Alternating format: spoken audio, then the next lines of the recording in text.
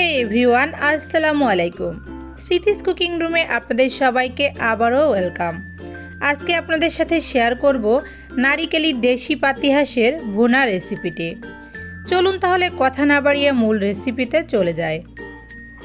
এখানে আমি একটা দেশি পাতিহাঁসের মাংস খুব ভালো করে পরিষ্কার করে ধুয়ে পানি ঝরিয়ে নিয়ে নিয়েছি।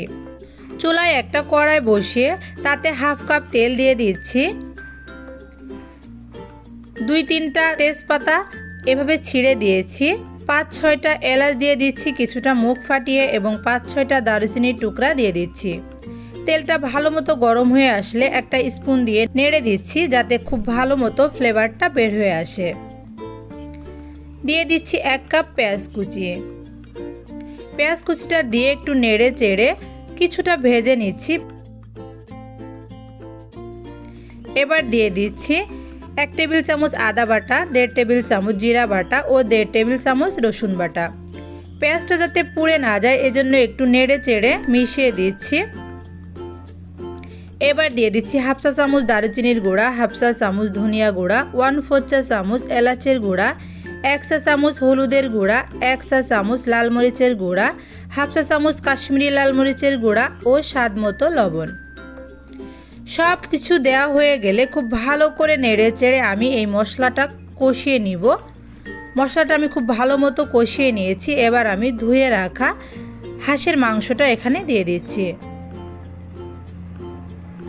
মাংসটা দিয়ে একটু নেড়ে চেড়ে মশলাটার সাথে মেশাতে যতটুকু ভাজা হবে আমি ততটুকুই ভেজে নিব। ভাজা হয়ে গেলে আগে থেকে আমি নারিকেলের দুধ এখানে রেখেছিলাম, 2 কাপ নারিকেলের দুধ এখানে দিয়ে দিচ্ছি। খুব ভালো করে নেড়ে চেড়ে মিশিয়ে আমি ঢাকনা দিয়ে ঢেকে রান্না করে নিব যতক্ষণ না পর্যন্ত পুরা নারিকেলের দুধটা শুকিয়ে আসছে। দেখুন নারিকেলের দুধটা কিন্তু শুকিয়ে মাংসটা ভুনা ভুনা হয়ে গেছে। এবার আমি মশলাটা যাতে নিচে থেকে পুড়ে না যায় এজন্য চামচ দিয়ে অনবরত নেড়ে এটাকে আরও একটু কষিয়ে নিচ্ছি।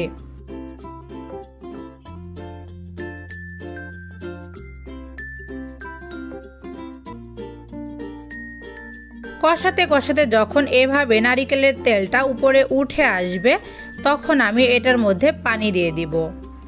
এখানে আমি 2 কাপ পানি দিয়ে দিব। হাঁসের মাংসের উপরে ডিপেন্ড করবে কতটুকু পানি লাগবে। যদি হাঁসের বয়স বেশি হয় তাহলে পানি কিন্তু আরেকটু বেশি লাগবে, কম হলে 2 কাপ পানিতেই কিন্তু হয়ে যাবে। ঢাকনাটা দিয়ে আবারও ঢেকে কষিয়ে নিচ্ছি যতক্ষণ না পর্যন্ত একদম ঝোলটা শুকিয়ে আসছে। আপনারা দেখলেই বুঝতে পারছেন ঝোলটা শুকিয়ে আবারও একদম উপরে তেল উঠে এসেছে। এ পর্যায়ে একটু নেড়ে আমি চুলাটা বন্ধ করে দিচ্ছি। চুলাটার উপরে রেখেই উপর থেকে আমি 1 টেবিল চামচ ভাজা জিরার গুঁড়া এভাবে ছড়িয়ে দিচ্ছি। অবশ্যই এটা দেওয়ার চেষ্টা করবেন, তাহলে খুব ভালো একটা ফ্লেভার আসবে। এবার আমি সার্ভ করে নিচ্ছি। যারা নারিকেলের দুধ দিয়ে হাঁসের মাংসটা এখনও খাননি এই রেসিপিতে একবার হলেও ট্রাই করবেন, খেতে কিন্তু খুব ভালো লাগবে। আর হাঁসের মাংসের মধ্যে যে একটা গন্ধ থাকে ওই গন্ধটা কিন্তু একদমই থাকবে না। এই হাঁসের মাংসটা খেতে কিন্তু চালের একটা রুটি, নর্মাল রুটি, পরোটা, ভাত কিংবা খিচুড়ির সাথে খেতে খুব ভালো লাগে।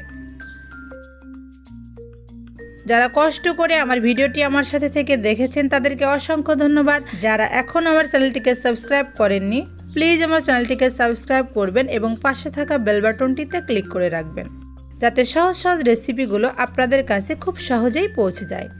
সবাই ভালো থাকবেন, সুস্থ থাকবেন।